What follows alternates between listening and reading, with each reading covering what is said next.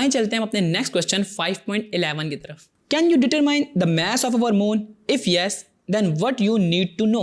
ये काफ़ी simple question है, आपने जस्ट इसमें यह बताना है कि हम लोग मास ऑफ द मून निकाल सकते हैं, और अगर निकाल सकते हैं तो हमें किन किन चीज़ों का पता होना चाहिए। ठीक है जी, देखें इसको एक्सप्लेन आपने ऐसे ही करना है, जो जो चीज़ें हमें मास ऑफ अर्थ निकालने के लिए ज़रूरत थी सेम वही चीज़ें हमें चाहिए होंगी मास ऑफ द मून निकालने के लिए। तो आप लिखेंगे yes we can find the mass of the moon if we know about the value of G on earth. ये value of G small G की बात कर रहा हूँ, वैल्यू ऑफ कैपिटल जी और द रेडियस ऑफ मून।